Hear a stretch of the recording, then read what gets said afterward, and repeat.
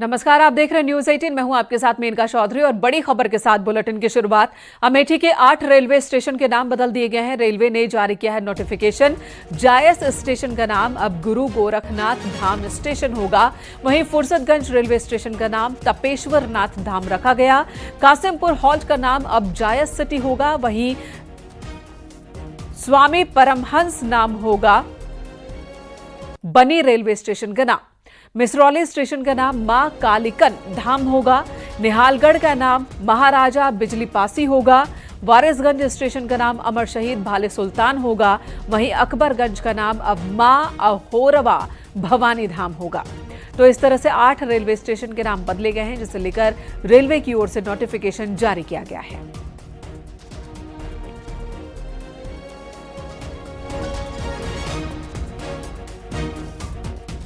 तब बिजनौर में पुलिस और बदमाशों के बीच एनकाउंटर हुआ है। पुलिस चेकिंग के दौरान संदिग्ध बाइक पर सवार होकर सवारों को रोकने की कोशिश की गई थी पुलिस की ओर से, लेकिन बदमाशों ने पुलिस टीम पर गोली चला दी, जिसके बाद पुलिस ने जवाबी कार्रवाई की है। एक बदमाश के पैर में गोली लगी है, उसे गिरफ्तार कर लिया गया है, जबकि उसका एक साथी भाग निकला। नेहटोर थाना क्षेत्र का ये मामला है।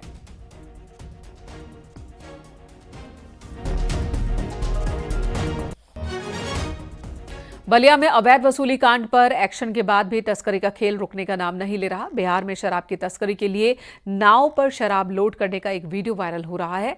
पुलिस ने मामले में कार्रवाई शुरू कर दी है। तस्करी के लिए खड़ी गाड़ी को जब्त किया। वीडियो नरही थाना क्षेत्र के सोहाव ब्लॉक का बताया जा रहा है, जहां शराब तस्कर घाट पर खड़े एक पिकअप वाहन से शराब नाव में लोड कर रहे थे। कि इस थाने पर जो बॉर्डर का एरिया है,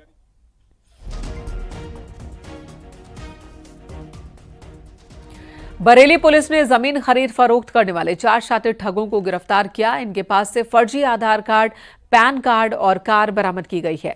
बताया जा रहा है कि एक किसान से जमीन बेचने के नाम पर 40 लाख रुपए इन्होंने ठगे थे। फिलहाल पुलिस ने आरोपियों को गिरफ्तार कर जेल भेजा है।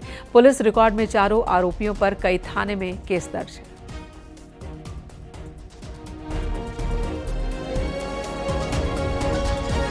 अंबेडकर नगर में प्रेमी के ब्लैकमेल करने से परेशान 2 प्रेमिकाओं ने अपने प्रेमी की हत्या कर दी। पुलिस ने दोनों आरोपियों को गिरफ्तार किया है।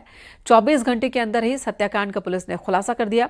दरअसल समनपुर थाना क्षेत्र में 26 अगस्त को गन्ने के खेत में एक युवक का शव मिला था, जिसकी शिनाख्त उस वक्त नहीं हो पाई थी। पुलिस ने छानबीन शुरू की तो शव की शिनाख्त संदीप चौहान के रूप में हुई। पुलिस को पता चला कि मृतक संदीप का उसका भतीजा 25 अगस्त की शाम गांव के पास छोड़कर गया था। भतीजे से ही पुलिस को पता चला कि वो गांव की एक लड़की से मिलने आया था। इतना पता चलने के बाद पुलिस ने उस लड़की को हिरासत में लेकर पूछताछ की, तो अब ये पूरा मामला सामने आ गया। लड़की ने बताया कि मृतक संदीप का पहले भी उसके पड़ोस में रहने वाली एक महिला से प्रेम प्रसंग था। इसी बात को लेकर वो इन दोनों को अक्सर ही ब्लैकमेल करता था। संदीप की ब्लैकमेलिंग से परेशान होकर उन दोनों ने इसकी हत्या कर दी। एक मॉर्निंग में गन्ने के खेत में एक युवक का शव प्राप्त हुआ था, जिसकी तत्काल पहचान नहीं हो पाई थी। इसमें 3 टीमों का गठन किया गया था। टीम ने अथक परिश्रम करके इसमें उसकी पहचान कराई। पहचान के पश्चात उनके परिजनों से वार्ता करने पर यह पता चला कि 2 महिलाओं ने मिल करके इस घटना को कारित किया है। इसमें तकनीकी आधार पर इसको चेक किया गया। उनके परिजनों से तहरीर प्राप्त की गई तो घटना पूरी तरह इन दोनों महिलाओं के द्वारा कारित की गई है। इन दोनों महिलाओं से आला कतल चाइनीज टॉर्च, मृतक का मोबाइल, मृतक का पर्स बरामद किया गया है। इनको माननीय न्यायालय के समक्ष प्रस्तुत करके जेल भेज दिया गया है। मुजफ्फरनगर में जिला कारागार के जेलर को जान से मारने की धमकी मिली है। बर्खास्त पुलिस इंस्पेक्टर पर फोन पर जान से मारने की धमकी देने का आरोप लगा। इसके बाद पीड़ित जेलर की शिकायत पर पुलिस ने आरोपी को बर्खास्त इंस्पेक्टर के खिलाफ गंभीर धाराओं में मुकदमा दर्ज किया है। जिला जेल के जेलर राजेश सिंह ने नई मंडी कोतवाली में लिखित तहरीर दी है। जानकारी के मुताबिक आरोपी बर्खास्त इंस्पेक्टर किसी मामले में मेरठ जनपद से जेल गया था, जिसके बाद उसे मुजफ्फरनगर जेल में ट्रांसफर किया गया। आरोप है कि इस दौरान आरोपी इंस्पेक्टर जेल में जेल कर्मचारियों से बदतमीजी कर बगैर पर्ची की मुलाकात करने का दबाव बनाता था। पीड़ित जेलर राजेश कुमार ने अपनी शिकायत में बताया कि मेरे द्वारा इसका विरोध करने पर वो उसे धमकाता था। जो उनके द्वारा तहरीरी सूचना दी गई है उसमें उनके द्वारा ये बताया गया है कि ये पहले पुलिस विभाग में निरीक्षक के पद पर तैनात था, जिसका नाम अमित कुमार सिंह बताया गया है।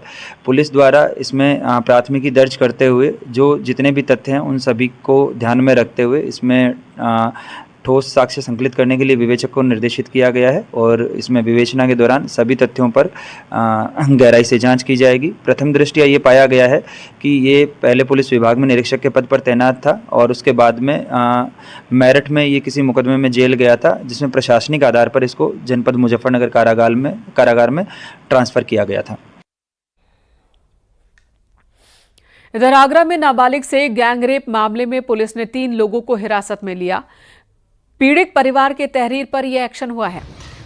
एतमाउद्दौला क्षेत्र के बघेल बगीची का ये मामला है। दरअसल आरोप है कि 25 अगस्त की रात नाबालिग घर से जनरल स्टोर के लिए निकली थी, तभी पड़ोस के रहने वाले 3 युवक उसे बहला फुसलाकर अपने साथ ऑटो में ले गए। सुनसान जगह पर ले जाकर युवकों ने शराब पी और नाबालिग को भी शराब पिलाई, जिसके बाद उन्होंने इस वारदात को अंजाम दिया।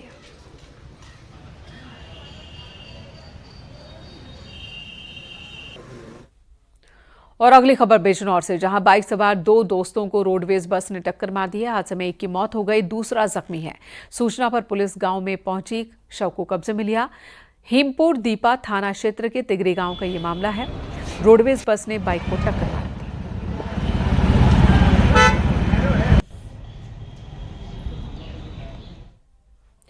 सिद्धार्थनगर से खबर, जहां बेकाबू कार खाई में गिर गई। हादसे में एक शख्स की मौत हो गई जबकि एक गंभीर रूप से जख्मी हुआ है।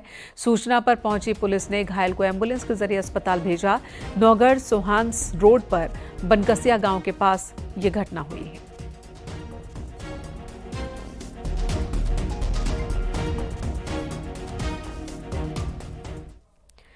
उधर झांसी में करंट की चपेट में आकर एक युवक की जान चली गई। खेत में बिजली तार की चपेट में आने से 20 साल के युवक की मौत हुई है। ये घटना बड़ा गांव थाना क्षेत्र के गोरई गांव की है। मैंने 2 तार पकड़े तार।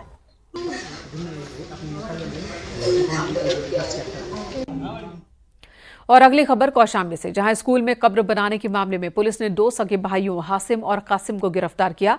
इसी के साथ कब्र के मलबे को विद्यालय से बाहर कराया गया। पुलिस गिरफ्त में आए आरोपियों के मुताबिक इनकी बहन सितारा की मौत सांप काटने से 30 साल पहले हुई थी।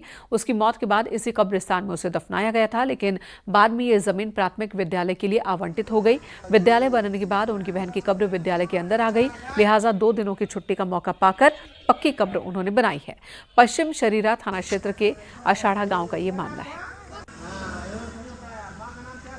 इन्हीं 2 अवकाशों में जो है कुछ घटना हुई। जब आज हम लोग सुबह गए विद्यालय में तो खोले तो एक पहले से ही हमारे नियुक्ति से के समय से ही एक कब्रिस्तान कच्ची बनी हुई थी और आज उसको देखा तो वो पक्की बनी थी। तो ये 2 दिनों के बीच में, ये छुट्टी के दिनों में ये कब्रिस्तान शायद बना दी गई है थी। तो ये बाउंड्री फांद कर जो है लोग आए और अराजक तत्वों ने जो है बना दिया।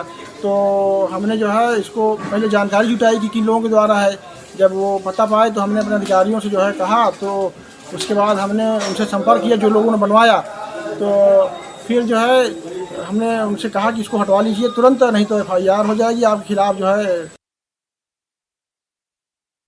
ग्राम अषाढ़ा के सरकारी स्कूल के अंतर्गत कुछ लोगों के द्वारा एक कब्र बनाई जा रही थी। सूचना प्राप्त होते ही तत्काल पुलिस फोर्स मौके पर गई है। प्रधानाध्यापक के द्वारा जो तहरीर दी गई है उसके आधार पर सुसंगत धाराओं में मुकदमा पंजीकृत कराया जा रहा है। जो आरोपी हैं उनको हिरासत में लेकर उनके विरुद्ध आवश्यक विधिक कार्रवाई की जा रही है।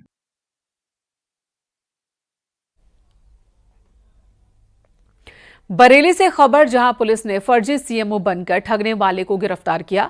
फर्जी सीएमओ पर नोएडा के सॉफ्टवेयर इंजीनियर से ठगी के आरोप है।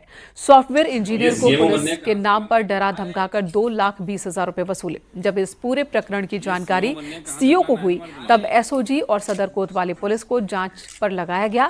इस मामले में फर्जी सीएमओ की पत्नी और एक डॉक्टर का नाम भी सामने आया है। दोनों की गिरफ्तारी इज्जतनगर थाना क्षेत्र से हुई। 2 अभियुक्तों की अभी गिरफ्तारी हुई है। जो वादी द्वारा FIR दी गई है उसमें टोटल 4 नामजद हैं। एक डॉक्टर सोमपाल है, एक व्यक्ति जिसकी गिरफ्तारी हुई वो अपने आप को सीएमओ बताता था, फर्जी सीएमओ जो निकला है, और एक व्यक्ति, एक महिला जो अपने आप को सीएमओ की वाइफ बताती थी, उसकी तलाश जारी है, उसकी भी जल्द गिरफ्तारी कर ली जाएगी। और जिन व्यक्तियों ने इन्होंने जिन व्यक्तियों से अपनी फर्जी सिम बनवाई है वो भी हमारा वांछित चल रहा है, उसकी भी जल्द गिरफ्तारी की जाएगी। और भी जो इसमें फर्जी सिम देने वाले और जिसके नाम पर ये फर्जी सिम ली गई है उनके विरुद्ध भी कानूनन कार्रवाई की जाएगी। और अब बात किचन गार्डन वाले गांव की। मेरठ से तकरीबन 50 किलोमीटर दूर सिकंदरपुर गांव ने मिशन पानी को लेकर एक ऐसा काम किया कि हर कोई तारीफ कर रहा है। यहां की महिलाएं बाहर से बहुत कम सब्जियां खरीदती हैं क्योंकि सभी सब्जियां घर पर ही मौजूद हैं। बूंद बूंद पानी बचाकर महिलाओं ने सब्जियां, फल और फूल अपने घर के आंगन में ही उगाया है। गांव में सैकड़ों घर हैं और हर घर की वही हरियाली वाली तस्वीर है। हर घर में आपको गोभी, भिंडी, मिर्च, लौकी, बैंगन, पपीता, धनिया, कटहल जैसे तमाम सब्जियां मिल जाएंगी। ताज्जुब की बात यह है कि ये सभी सब्जियां ग्रे वाटर से उगाई गई हैं। इस गांव में घर का पानी कहीं भी गली में इकट्ठा नहीं मिलेगा क्योंकि वेस्ट वाटर घर के बाहर नहीं जा पाता। एडीओ का कहना है कि ऐसा गांव यकीनन समूचे समाज के लिए एक उदाहरण पेश करता है। गांव की महिलाओं ने घर में ही सब्जियां उगाकर आत्मनिर्भरता की मिसाल भी पेश की है।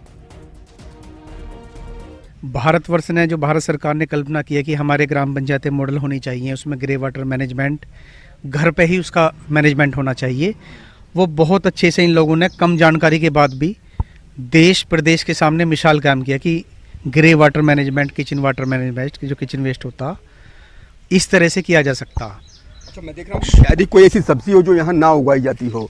लौकी, कद्दू, तोरी, अरवी, पालक और खीरा और सारी सब्जियाँ यहाँ उगाई जाती हैं। अपने घर में तो ये लोग इस्तेमाल करते ही करते हैं, साथ ही साथ बाजार में भी ले जाते हैं और उसको आर्थिक लाभ भी होता है। बिल्कुल आर्थिक लाभ होता है। यहाँ से दिल्ली तक के लोग आते हैं। अच्छा। और आप यकीन मानिए कि एक रात्रि विश्राम करते हैं लोग। हाँ। और रात्रि विश्राम करके एक दिन खाना खा के जाते हैं इनके।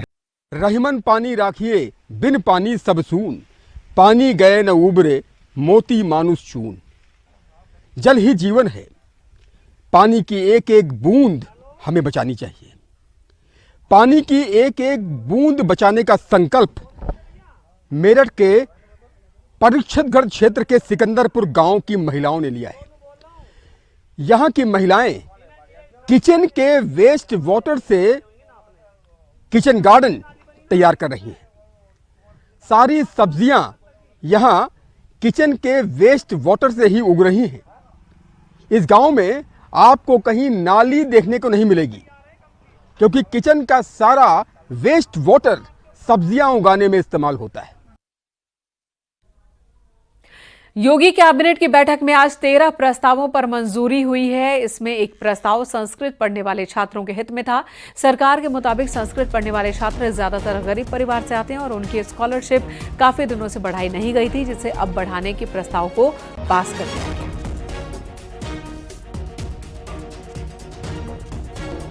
संस्कृत शिक्षा ग्रहण करने वाले छात्र और छात्राएं ज्यादातर निर्धन परिवारों की पृष्ठभूमि से होते हैं। इसलिए संस्कृत शिक्षा के अंतर्गत प्रथमा कक्षा 6 और 7 और 8 के छात्रों को छात्रवृत्ति दिए जाने की व्यवस्था की गई है।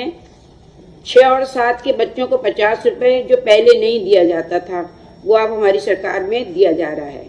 6 और 7 के बच्चों को लो 50 रुपये प्रति माह और प्रथमा के ही कक्षा 8 के बच्चे के लिए 75 रुपये प्रति माह देने की व्यवस्था की गई है।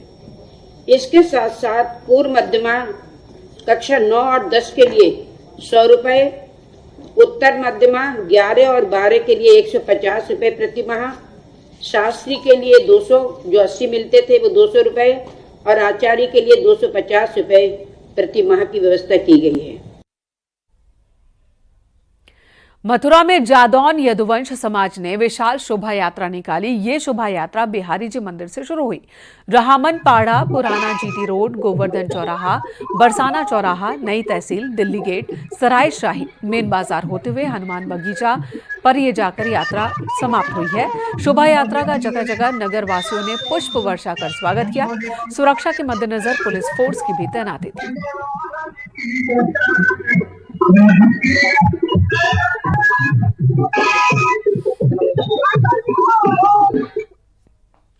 और अगली खबर देवरिया से, जहां भदीला गांव चारों तरफ से पानी से घिरा हुआ है। डीएम और प्रशासनिक अधिकारी एनडीआरएफ की बोट के जरिए गांव पहुंचे और बाढ़ पीड़ितों से संवाद किया। अधिकारियों ने लोगों से हर संभव मदद का भरोसा दिया है। बरहस तहसील के भदीला प्रथम गांव का ये मामला है। इसमें 2 स्तर पे हमारी कार्रवाई होनी है। पहले तो अभी राहत का जो कार्य हो रहा है उसको हमने देखा कि यहाँ पे हमारे 1760 की आबादी है, तो हमारे द्वारा यहाँ पे 500 परिवारों के हिसाब से किट्स बांटी गई हैं और यहाँ पे क्लोरीन की टैबलेट और दवाइयों की उपलब्धता की जांच की गई है। वो सभी यहाँ पे उपस्थित है, सभी गांव के लोगों ने भी बताया, प्रधान जी ने भी बताया। इसके अतिरिक्त इनकी जो और समस्याएं हैं, जैसे कि यहाँ पे रास्ता हर बार कट जाता है, तो इनकी ये मांग है कि एक रास्ता, एक सड़क, इनका एक ब्रिज टाइप का पुल बन जाए जिससे इनका आवागमन जारी रहे। और अगली खबर चित्रकूट से, जहां अखरनपुरवा गांव में सड़क की सुविधा न होने से परेशान लोग चारपाई के जरिए बीमार को अस्पताल ले जाते दिखे। आलम यह है कि रास्ता खराब होने की वजह से एम्बुलेंस भी गांव तक नहीं पहुंच पाती है। 1.5 किलोमीटर की कच्ची सड़क बरसात के मौसम में कीचड़ में तब्दील हो जाती है। ये कहानी मऊ तहसील के अखरनपुरवा गांव की है।